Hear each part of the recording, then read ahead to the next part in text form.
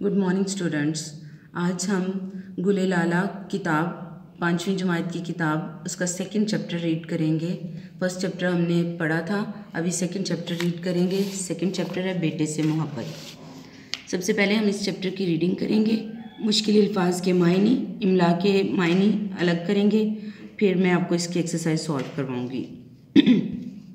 रसूल अल्लाह के बेटे इब्राहीम जब पैदा हुए तो हजूर पाक ने दूध पिलाने के लिए उन्हें उम्मे बरादा खाला के सुपुर्द किया। वो मदीने की एक नवाही बस्ती में रहती थीं। हजूर पाक अक्सर वहाँ जाते, इब्राहीम अलैहिस्सलाम को गोद में लेते और प्यार करते। इब्राहीम अलैहिस्सलाम अभी दूध पीते ही थे कि बीमार हो गए। हजूर पाक को खबर हुई तो आप सल्लल्लाहु अलैहि वसल्लम इन्हें देखने गए। इस वक्त इब्राहीम अलैहिस्सलाम की हालत ख़राब थी, आखिरी दम था। हजूर पाक ने इन्हें गोद में ले लिया।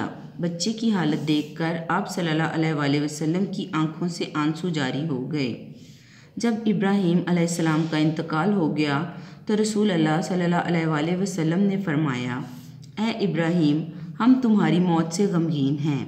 आँख रोती है, दिल उदास है, लेकिन हम कोई बात ऐसी नहीं कहते जिससे हमारा रब नाराज़ हो जाए। इब्राहीम को दफनाने और कब्र पर पानी छिड़कने के बाद रसूल अल्लाह सल्लल्लाहु अलैहि वसल्लम कब्र के सरहाने खड़े हुए और वही बात दोहराई जो पहले कही थी। फिर आप सल्लल्लाहु अलैहि वसल्लम ने फरमाया, ए मेरे बेटे, क़यामत के दिन जब तुमसे सवाल हो तो तुम कहना कि अल्लाह मेरा रब है, इस्लाम मेरा दीन है और रसूल अल्लाह सल्लल्लाहु अलैहि वसल्लम मेरे बाप हैं। जिस रोज़ इब्राहीम रज़ी अल्लाह का इंतकाल हुआ उस दिन सूरज को ग्रहण लग गया था। बाज़ लोगों ने कहना शुरू किया कि इब्राहीम रज़ी अल्लाह के इंतकाल की वजह से सूरज को ग्रहण लगा है। हजूर सल्लल्लाहु अलैहि वसल्लम ने यह सुना तो अपनी नापसंदीदगी का इजहार किया और फरमाया, सूरज और चाँद अल्लाह ताला की निशानियों में से दो निशानियां हैं। किसी की मौत या ज़िंदगी से इनको ग्रहण नहीं लगता। बस हमें चाहिए कि हम भी ऐसे तोहमात पर यकीन ना करें, यानी किसी भी वाक़या को किसी भी हकीकत से मुंसलिक ना करें।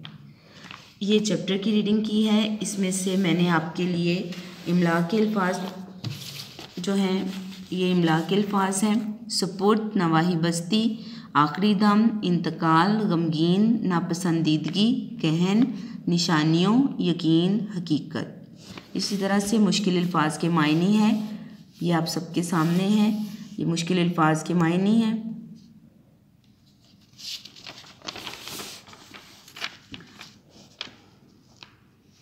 ये मुश्किल सवालात जो हैं, मश्की सवालात।